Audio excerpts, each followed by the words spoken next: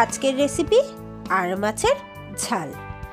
রেসিপিটা আমি কিভাবে বানালাম চলুন আপনাদের সঙ্গে শেয়ার করে নেওয়া যাক। প্রথমেই তেলটাকে খুব ভালো করে গরম করে নিয়েছি, তারপরে নুন হলুদ মাখিয়ে আর মাছগুলোকে কিছুক্ষণ রেখে দিয়েছিলাম। সেটাকে এবারে একে একে তেলের উপরে ছেড়ে দিচ্ছি। এবারে খুব সাবধানে এক পিঠটা ভাজার পরে উল্টে আরেক পিঠটা ভেজে নিচ্ছি।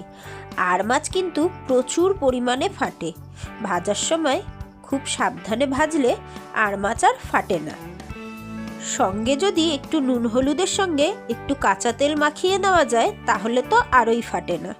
আমার মাছগুলো কিন্তু ভাজা হয়ে গেছে। এবারে একে একে মাছগুলোকে আমি তুলে নিলাম। এবারে ওই তেলের মধ্যেই কিছুটা কালো জিরা ফোড়নে দিলাম, তারপরে টমেটো পেঁয়াজ পেস্ট করে নিয়েছিলাম সেটাকেও আমি দিয়ে দিলাম। এখানে আমি দুটো মিডিয়াম সাইজের পেঁয়াজ আর একটা মিডিয়াম সাইজের টমেটো একসঙ্গে পেস্ট করে নিয়েছি। এই মশলাটাকে ভালো করে ভাজা ভাজা করে নিলাম। যেই না মশলা থেকে একটু তেল ছাড়া শুরু করলো, আমি 1 চামচ আদা রসুনের পেস্ট ইউজ করলাম। এটাকেও ভালো করে কষিয়ে নেব যাতে আদা রসুনের যে স্মেলটা হয় সেটা বেরিয়ে যায়।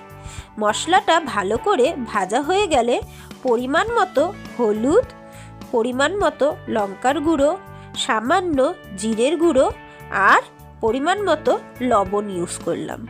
এটাকেও ভালো করে মশলার সঙ্গে কষিয়ে নেব। তারপরে আমি মিক্সির বাটিটা ধোয়া একটু জল দিয়ে মশলাটাকে ভালো করে কষিয়ে নেব। মশলাটা ভালো করে কষে যাওয়ার পরে তেল ছেড়ে দিয়েছে যখন, তখন আমি এখানে কিছুটা গরম জল ইউজ করলাম। গরম জল দিলে রান্নার টেস্ট কিন্তু খুব ভালো হয়।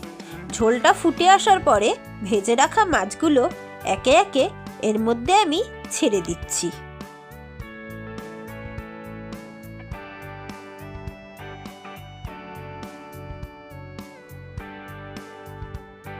ঝোলটা ভালো করে ফুটে যাওয়ার পরে আমি উপর থেকে গরম মশলা গুঁড়ো ছড়িয়ে দিয়ে একটু নাড়াচাড়া করে আমার মাছটা পুরো রেডি করে নিলাম।